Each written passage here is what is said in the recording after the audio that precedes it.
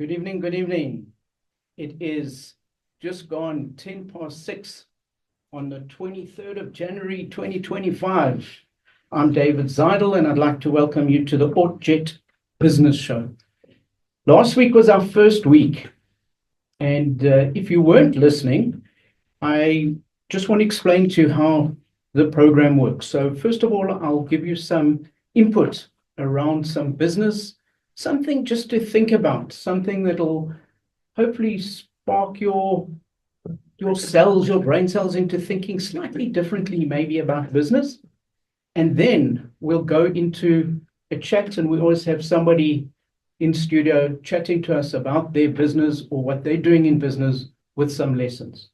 And tonight we've got Jon Foster-Pedley, who's the CEO and the Dean and Director of the Henley Business School. So we'll unpack that in a moment. But just the key lesson to start off with, and it's an interesting story that happened to me. So almost about 2 years ago, I had a serious knee operation. And I came out of the operation and I was lying in the bed, and I had looked at my legs and they were completely bandaged.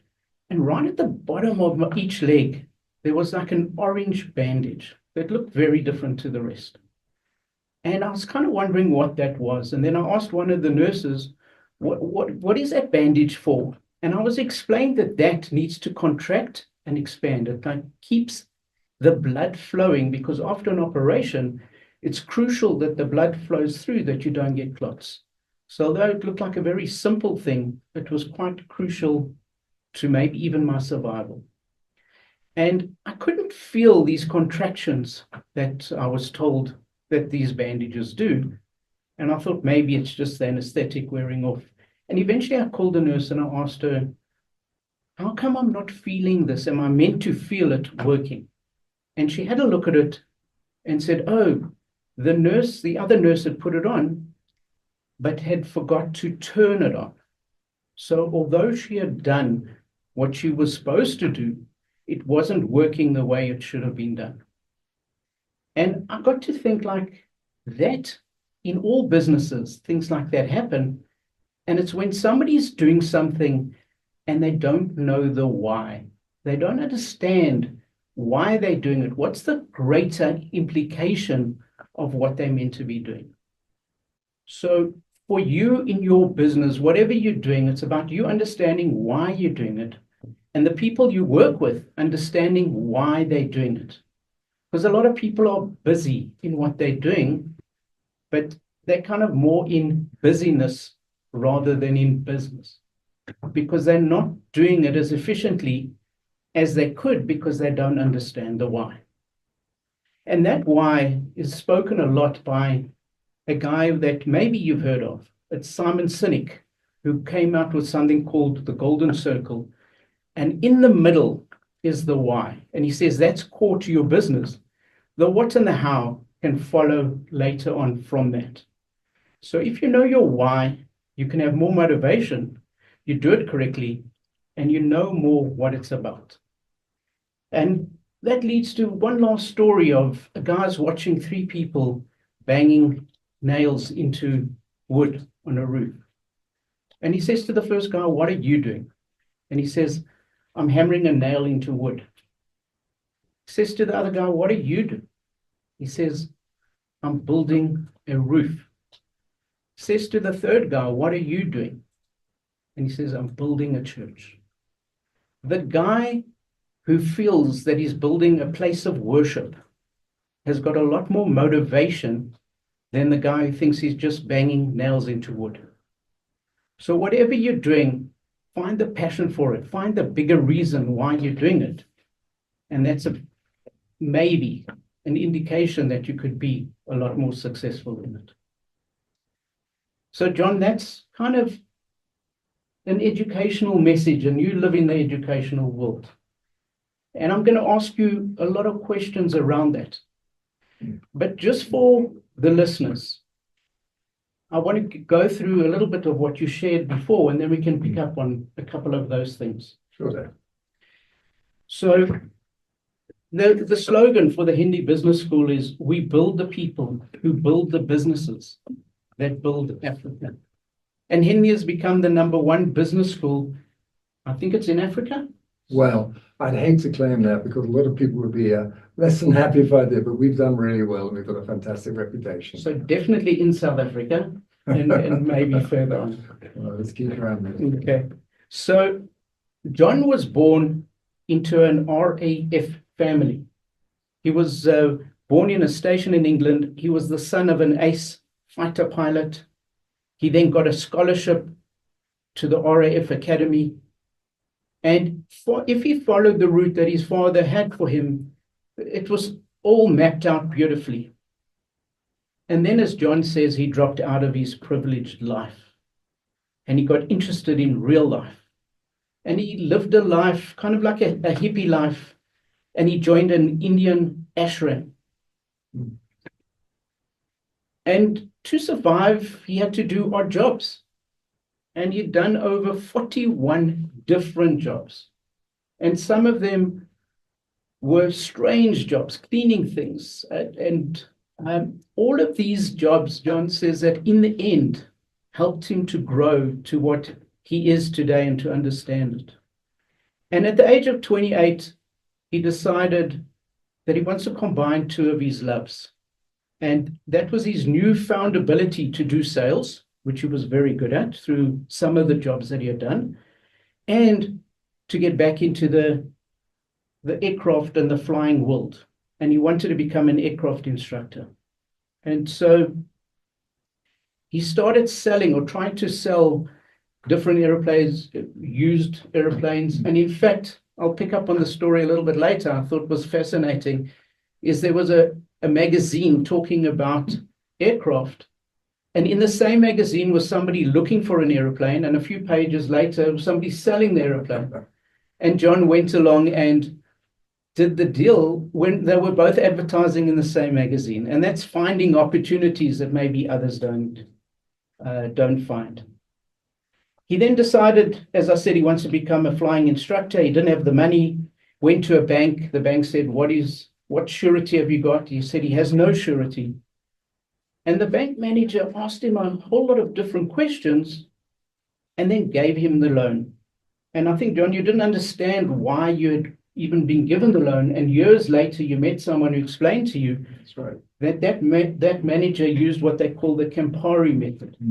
Now, it's not the Campari that he had the drink, Campari, but it is looking at your character and your ability and the margins that you're going to make and a whole lot of other things, which we will unpack what that Campari is, because maybe it's a lesson that we can all use. Just to complete the story before I start talking to John, he then became a commercial pilot and sold airlines, and then was sponsored to do an MBA, did very well in that, enjoyed the strategy aspect, joined UCT at the business school, was successful there, and then finally joined the Henley Business School in 2010. And that's only 15 years ago. And at that time, there were only 5 employees. And that year, they'd graduated 30 students. That's right. And wow, what a difference it is today, where last year you graduated just over 2,000 students. So John, welcome and thank you for joining us. And I must also say, congratulations. It's John's anniversary. 22nd anniversary to 22nd Carla, Dr. anniversary. Carla. Dr. Carla. And my kids, Ayanda and Kira, are at home, I hope, and we're all going to get together later. Yeah. Well, that's fantastic. Thank you, Dave. So congratulations on that. We're going to go for an ad break, but when we come back, I'd like you to pick up any aspect of what we've mentioned and see what are some of the things that you learned and maybe what others can learn from what you've learned. Welcome back. I'm David Zidel. You listening to the ORT Jet Business Show, and we're talking to Jon Foster-Pedley, who is the Dean and Director of the Henley Business School. So John, just before the break, I gave that whole story about you, and I've given your story basically. Anything on that you want to pick up on and discuss? Yeah, thank you very much, David. It's such a pleasure to be here. Really is. And well, there's so much to it. You know, I started off with a very privileged background in a sense, a very middle class, very privileged. And at a certain point, I realized that there was so much more out there, and I did drop out and do a number of things for different years. But it was incredibly formative. I sort of crossed my inherited class barrier, met very diverse sort of people from different professions, different backgrounds, whether they're criminals through to CEOs and architects. And I had to learn to really thrive on my own initiative and find my own way. And having thrown all that away, much to the really distress of my parents and my poor dad and mum, and it was quite trendy at the time to do so, I then fought my way back, as it were, through doing multiple jobs until I really, having been through that Hindu ashram phase and learning meditation, which I thought was a really good thing to do, and I still try and practice now. I then said, well, it's time I got back into life, and what can I do? I could fly pretty well, I could sell things pretty well, so I got this job selling used airplanes and lots of stories around that. And I worked my way through to get my instructor's ratings, my flying hours, in a very long process with absolutely nothing. I mean, I had no money at all. That was my choice or foolishness. But having done that and having had an aim and having worked step by step by step by doing whatever came my way and throwing myself at it and not being put down and trying to just persist whatever hit me, I learned, I think, quite a lot of resilience. And I had enormous satisfaction of, being very broke for a long time, owing money to Barclays Bank. Thank you, Mr. Berman. That's a true story. I'm so grateful to him. And then I paid that back over a number of years in different flying jobs, bush flying, charter flying, whatever. But just having a totally different life where I had done it in my own terms and I'd found my own kind of way to make things happen. I got a huge amount of confidence that I could do that into an airline job, to an airline captain. And then beyond that, having paid back all the money, I'm pleased to say. And I think just that doing it yourself and believing you can do it yourself gave me an awful lot of confidence that it's not what you know, it's how well you learn. If you can learn your way through things, you've got resilience and you're confident at learning in real life, you can actually grapple anything, with anything. You don't have to know it. You know you're going to learn what you need to know. And it's like a superpower to have that. And it gives you so many options and choices. I hope all my children aren't necessarily listening. I rather feel I'd like them to go the university route, which they're doing very well. But I think it's having that sense that you can do things, and it grinds you down in a way. It kind of takes a lot of rough edges off you. But it also gives you a really kind of tough interior, which is not hard towards people, but tough towards yourself. And you realize you can do things. I think that's a really important lesson for people to have. I think entrepreneurs do that, and I think a lot of driven people do. But what I realize also that we're all the same principle. We're all very ordinary. I'm a very ordinary person. You may not be. Take our brains out, they all look exactly the same. We're only one human species, Homo sapiens, that currently exists with a little bit of Florensis and Neanderthal still stuck in there somewhere. But we're all very ordinary, and there's a real power in being ordinary. And people don't know, I want to be exceptional, I want to be special. Now, actually embrace your ordinariness, because what we have is good enough to do anything you want in life, really, if you just apply it and use it. You don't need some superpower. It's all in you anyway. It's just a matter of time and practice and belief and optimism. And you really will get there or somewhere and allow life to take you off track sometimes and live with that, yeah. So it sounded like you needed to break away and to do other things to build, as you call it, this resilience and to have the confidence that you can cope with yourself. Well, I think you brought up a lot of confidence to begin with. So if you again, as you said, my dad was a very well-decorated war hero, and we lived on Air Force stations. In fact, I was born on one, senior officer, and had a lot of character to himself. Now, I think you're born with that. I knew nothing about business or politics or life, really. I was boarding school brat. And I think what you learn is that you don't need all those props of whatever you're given to make your way in life. Don't get me wrong, it really helps you in some ways. But it also comes with blinkers. It also comes with fear that you can't get out of that, and you can very easily get trapped in it. And I was very lucky to be a student at the time after I left military college, and I was a young Air Force officer. A student at the time in a very revolutionary period of European history, where people were challenging what's going on in the Vietnam War. They were challenging the conformance, they were challenging the extreme middle classes and ordinaries of sort of British life at the time, really austere after the Second World War. And there was a time, thanks to what our parents had sacrificed, actually, gave us the opportunity to break out and be different. We never realized that at the time. Those sacrifices gave us generations of relative peace, funny enough, which I only think now is starting to break down.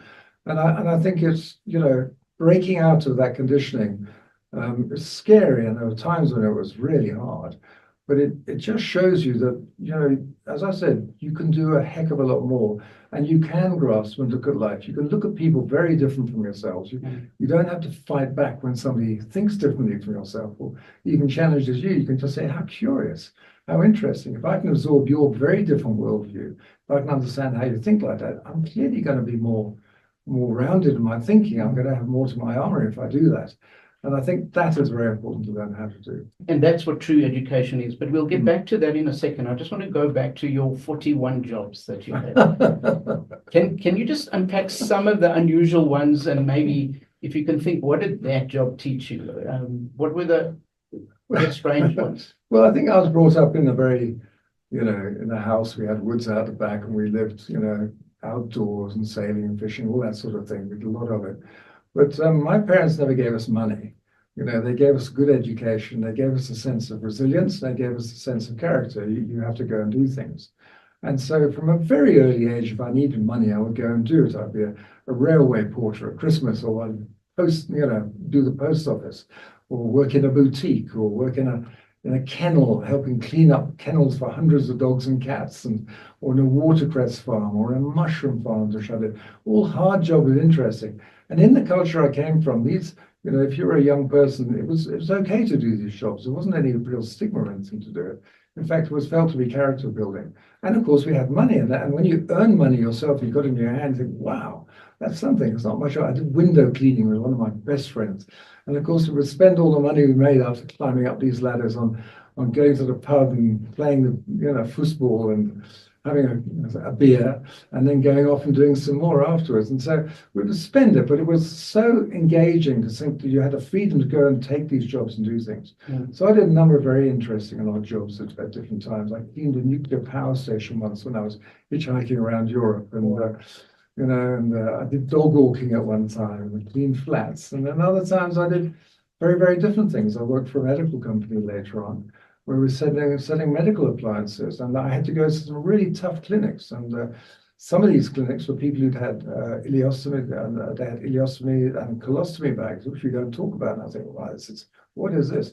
But it was one of the most moving periods of my life, because I would go to the clinics in the Children's Hospital in Great Ormond Street, and we'd go to special clinics where these kids were born with these defects. You'd see the nursing staff, what they would do for them. You would see what the doctors would do for them. You'd see them recover, or you would have this poor person in their mid-40s had to have this procedure. They would ask me, a person in my 20s, how do I handle this? And of course, we were told how to help in some way, and we would give some advice or steer them in the right place. It was incredibly humbling, and also very, very clear that life is short, life is temporary.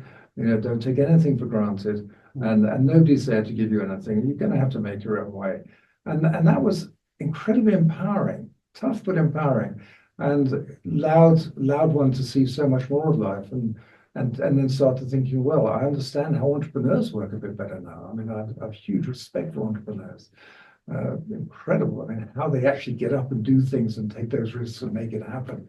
It's something else. And I think that was so formative. And I really wish people had more chance to do those and weren't scared to break away what they had to do, because they engage with people across class, across society in very, very different ways when you're working with them. And I learned more about work in that times when I was, spending a bit of time learning about, Indian spirituality, which was also very, very much a vogue at the time. And if I could just say one thing, one of the things about that was you would do satsang, which was talking about what you believed in, service, which was where you go and work, and your work was service to something more important than you. It was service to try and help people, to help community, to help the world. You would really have that sense. And I know that I'm sure the different faiths have a different way of describing that. I think it's called Rosie in Islam and something else.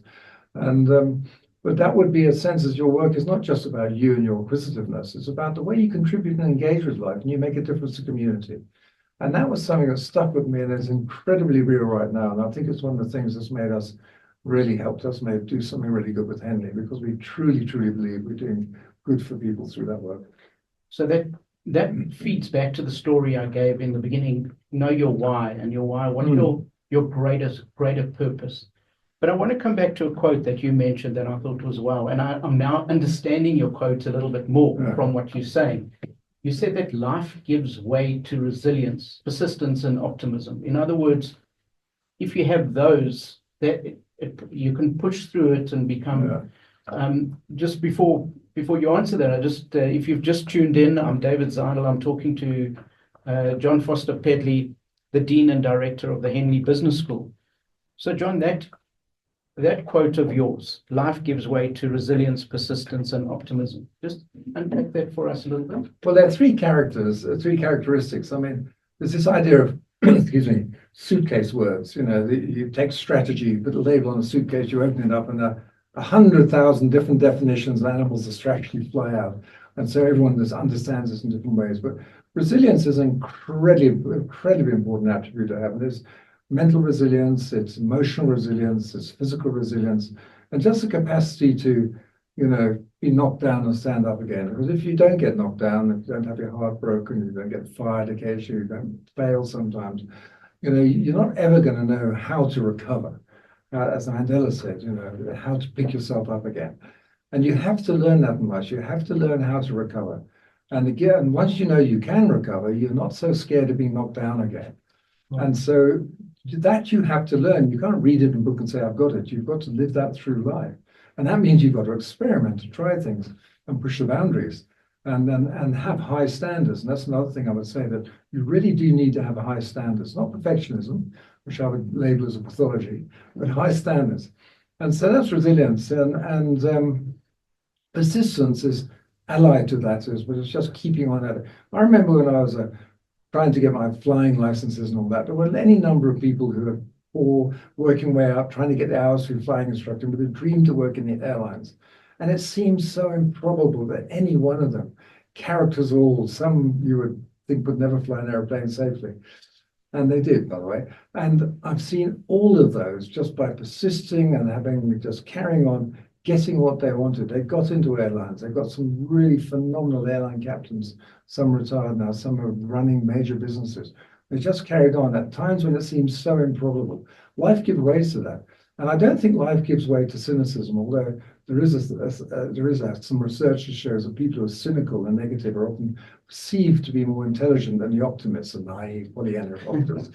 Yeah, it's not true, though. It's actually much, much harder to maintain a sense of optimism and a camaraderie and a belief in your fellow person than to be cynical, which is really a defeat in life, I think. Being cynical is a defeat, you know, and you know, Viktor Frankl talked about this, of course, you know, there's wonderful, wonderful books he wrote about his time and how he survived the concentration camps and built up the idea of logotherapy. And then he talked about, you know, that, you know, tragic optimism, living in spite of death and suffering, whatever. These are really fundamental attributes, which I think we all have to take. And the combination of those three things, I've seen take people in so many different gang bosses to students and whatever, from people in engineering now to be entrepreneurs and running business, entrepreneurs into being philanthropists or engineers or whatever. They've gone totally different ways.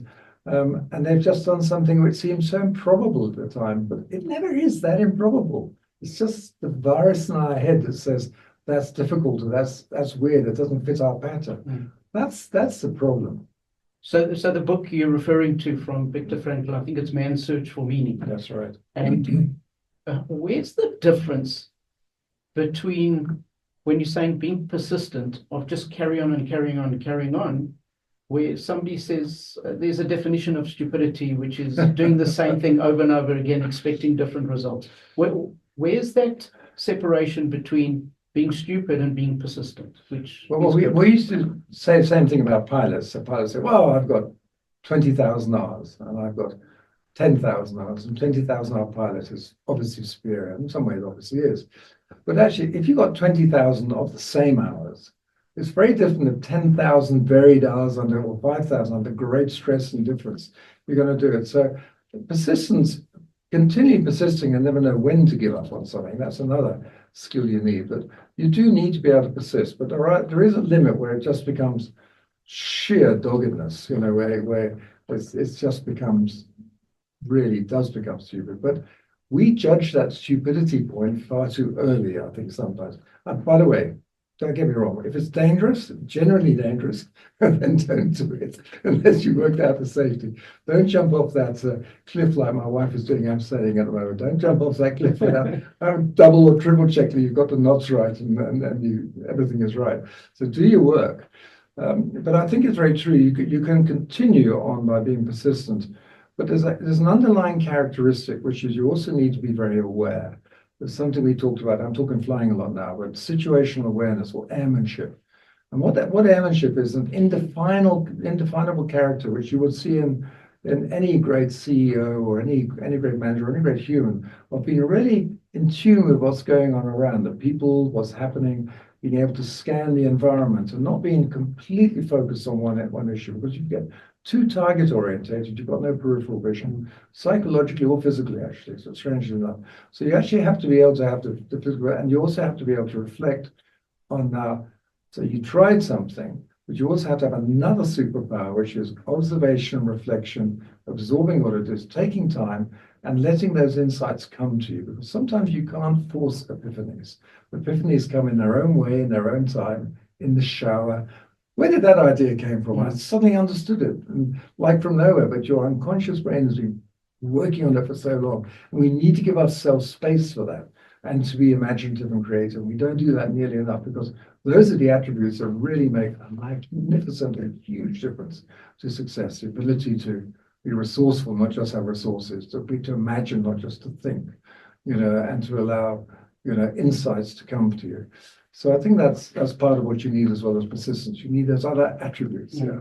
And the optimism, they say that people who think they're lucky are normally luckier than people who think they're not. And it just reminds me of a story of my dad, who he used to love telling the story, and he was quite an optimistic person, but he used to tell the story of somebody jumping off a building, off the 50th floor, and as he's falling to his death, and he goes past like the 21st floor, and someone says, "How are you doing?" And he says, "Well, so far so good." But sometimes story of all our lives, really, isn't it? But anyway, but it's about being optimistic in the right situation. Yeah, you're living. I mean, you're alive. What's the point of being so negative? I mean, you do it to protect yourself, or because you've lost touch, whatever. And there's no shame in that. I mean, we all go there, and you can't be this positive person smiling around all the time. But you also have got to understand that, optimism is a developed characteristic. And I'm not Pollyannish optimism. You've got to think that, well, we can get out of this, we can do something. And for that, you need to suspend some judgment and suspend some of your quite fundamental core beliefs that this is the way to do things. If you are trying something and it's not working, you are going to have to do it in a different way. And that might be a technique, it might be actually a mindset, or it might be a core belief or assumption about life, which you actually got to be open to those things coming to you. And being optimistic allows you to consider openness, and being closed and pessimistic often forces you down a narrow channel. So it's hard to do. Well, it's fantastic. So if you can have those three things of resilience, persistence, and being optimistic, you can achieve that. If you've just tuned in, I'm David Zidel. I'm talking to Jon Foster-Pedley, the Dean and Director of the Henley Business School. And when we come back, we're going to go for a break. And when we come back, I'm going to ask you specifically around the Henley Business School. Sure. How did you grow a business like that, where you've got so many competitors from, and I don't remember the number of students, maybe 30 odd students graduating, to now graduating over 2,000 students. So it's a great success story, and we'll unpack that when we get back. Thanks. Welcome back. I'm David Zidel, and I'm in discussion with Jon Foster-Pedley, and you heading up a business school, and as I said just before the break, where you grow from 30 students through to 2,000 students graduating. Take us through maybe some of the battles, some of the issues. How did you go through that? And maybe using your own thing, how were you resilient? How were you persistent? And how did you keep your optimism through the journey?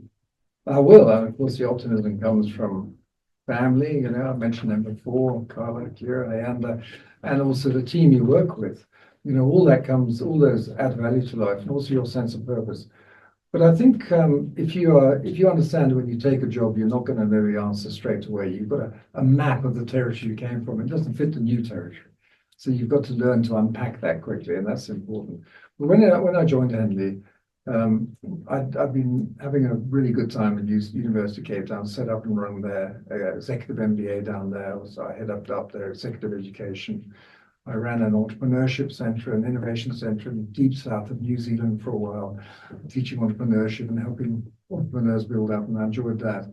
But coming to Henley was really interesting because we're part of an international university called the University of Reading, and part of that is Henley Business School, which is a very well-known business school, will be 80 years old this year. And it's at various times, it's been all the way around the world and a very established thing. And Henley had a small operation here with a licensed MBA to the previous organization that used that. So it was a licensee MBA. And that organization was sold by the owner at that time into a company called EduCore. And then it split. And the MBA was set up as a separate company, a very small company down here, really as a marketing office and a support office for people learning here. But it was well done. And Henley is a triple accredited business school, which is 1% of business schools go through the audit process of the USA, etc. So it had a lot of background and a lot of substance to it. But it wasn't doing very much here, and what it was doing was fine. It was nice.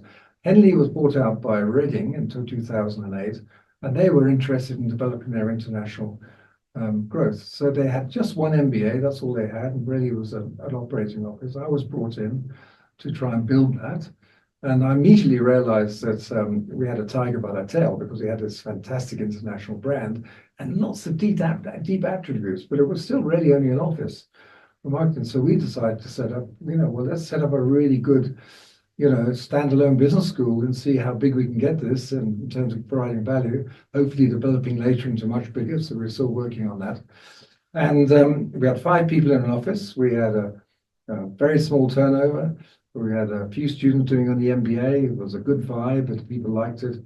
But we had plenty of debts at the time because we had to turn around something with lots of, we had to reestablish the university. In fact, all the business schools at the time had been thrown out of South Africa by the Council on Higher Education because of their accreditation, because of their academic rigor, I think, and they weren't really contributing. We were very luckily, and because of very good work by some people I'm working with, given accreditation here as a private business school, albeit part of an international business school or university.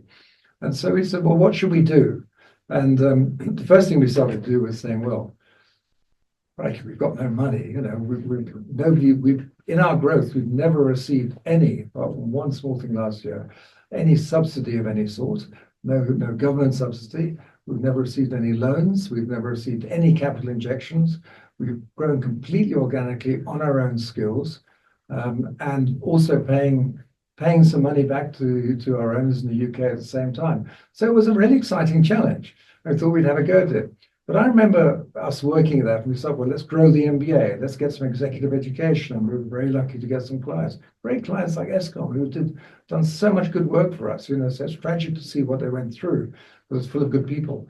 And we started to try and build it up. I'll talk a little bit about strategy at some point, because we took a very different strategy approach. I've been teaching strategy for 15 years at UCT, so I'd come to some conclusions about what works and doesn't work in strategy, which are also slightly counterintuitive and certainly counter orthodoxy of strategy. So we tried those unorthodox approaches, and they absolutely worked. So we then built it, and then started step by step adding new programs, doing more things, and really focusing on the why. So it's very interesting. You talked about Simon Sinek. I remember sitting in an office looking out from the campus we're in now and looking out over Joburg and just visualizing this huge Gini coefficient difference. Worst Gini coefficient in the world. So just to unpack that for people who don't understand that, so the Gini coefficient is really saying, if I've got it correctly, the difference from the earnings from the highest earners to the lowest earners in a country. And that difference, the bigger the difference, the greater the Gini coefficient. And I think South Africa is one of the greatest or the greatest Gini coefficient in the world. It has the greatest. It's got more money in fewest hands and least money in most hands of any country, along with close to Lesotho, etc. And it's not a great thing. Highest unemployment record. But I'm not going down those. These are all things that we can, with luck and work, we can change. And then there's the education thing. So 100 people start school in South Africa, and great, So, how many people can one imagine of those 100 get a degree within 5 years of leaving school? And you will think, oh, maybe 30, maybe 20. It's actually 4. Wow. 4. So of 96 start school and don't get a degree within 5 years. And that has to change. In the UK, it's 50, 55%. They're going for 70. When you look at what's happening in Korea, where they pull the people, the professors in from the Korean diaspora and really focus on education. Same in Singapore, same in so many countries, have an obsession with education for the people. Not because education is a public good, it's not a private good. You cannot possibly build, an institution, let alone a country, let alone a company without education. So these were the things I thought about at that moment, yeah. So education, you're really saying if somebody goes to learn something, you're not being selfish. You're not just learning it for yourself. No.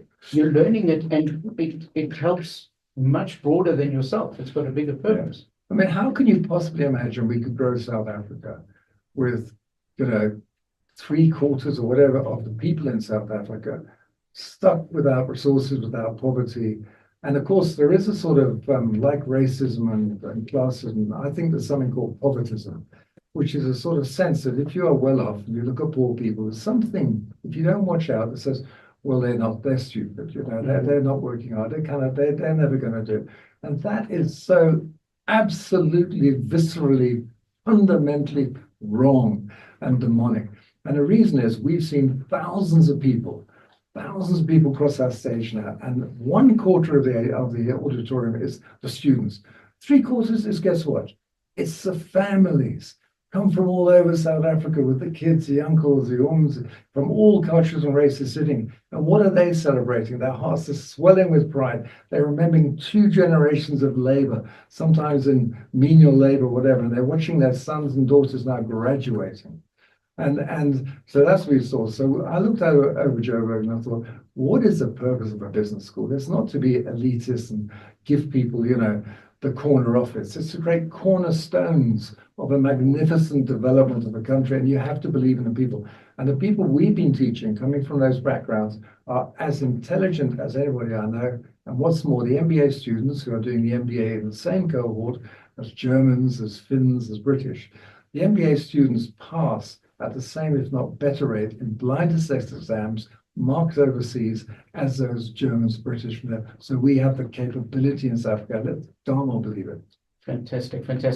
We're going to go for another ad break, and we're running out of time here, but I do want to cover 2 things. Right. The one thing is that Campari. We have to cover that, and then if you can touch a little bit on the strategy as well. Sure. But I'm David Zidel. We're talking to Jon Foster-Pedley, and we'll be back after this. Welcome back. I'm David Zidel, talking to Jon Foster-Pedley, the Dean and Director of Henley Business School.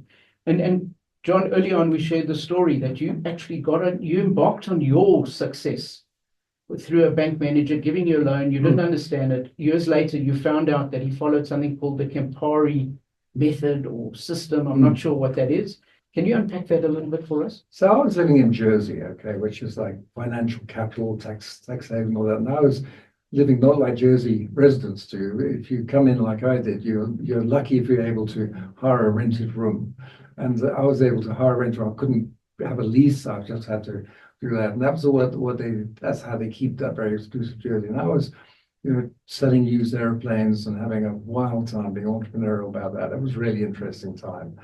But I really wanted to fly, and I got some flying hours. So I went to see, I said, wow, it's going to cost me some money. Look, I've got nothing. Okay, I'll go to the bank manager. So I walked into the middle of St. Helier and this very posh, bank, Barclays Bank. And I said, can I see the manager, please? So, yeah, sure.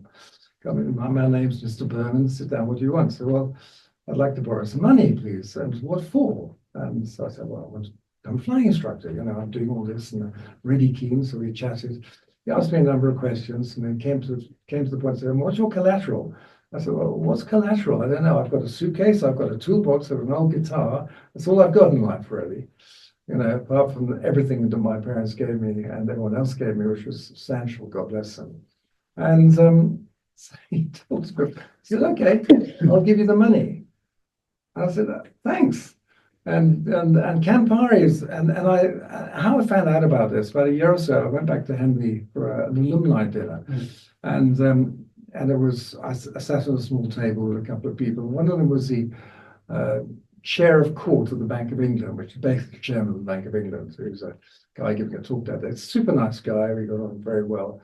And I told him this story because he'd worked for Barclays, and I said how grateful I was to Barclays. See how many times I've name dropped Barclays. Absolutely. So do a favor to somebody, they'll tell you about it all the rest of their life. I told probably tens of thousands of people about Barclays and how grateful I was to them.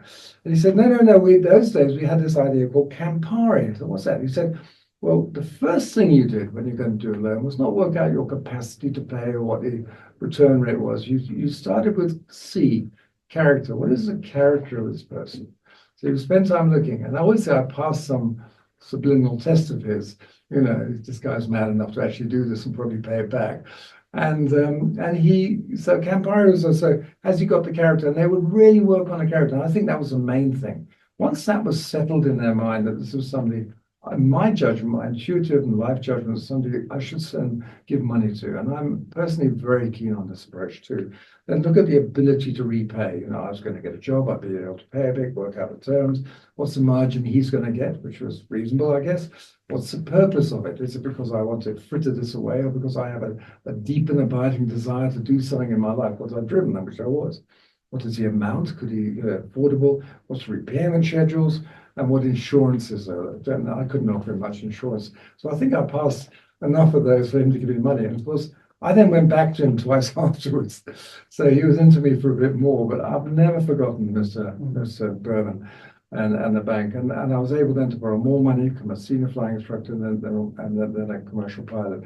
But what struck me was how important that algorithm was, starting with character, and how that in the search for efficiencies and scalability and really working on returns, that of course you're going to do well, but you're going to lose something. You will scale, but you're going to miss few of those absolutely critical people who don't fit the people, and some of those people are going to be the absolute stars. It's no accident that Richard Branson is so deeply dyslexic, or so many people who are successful in creative environments are ADD, or so many people in academia elsewhere that are somehow neurodivergent. There's no accident that they have really focused skills where in the right context, they will shine. And so we've kind of homogenized things in that way. And so we don't do that. Trust your gut and believe in character. Wow. And I think that's a great thing, that the character is the key thing then. I'd love to at some stage ask you about strategy, but another day. Another day. So just looking at this, I think for success and for building that resilience, that persistence, and that optimism, you have to try new things, as you said. And trying new things builds up and gives you the confidence that allows you to try other new things and knowing that you can survive. And one of the other things you said is don't try the same thing, try different things, because then you learn different skills. And what's important is family. You need your family, you need the bigger purpose. Yeah. And that becomes the cornerstone. And maybe after this, we can go have a Campari and see what our true characters are. So, Jon, I really want to thank you so much for being here today, for sharing of your knowledge. And to you listening in your car at home, I hope this has taught you a little bit, because what we're trying to do here is to give you business stories, but business stories with meaning, a business story educational. And as I said in the beginning, you need your why, and that's our why. Thank you very much, and we'll see you next week.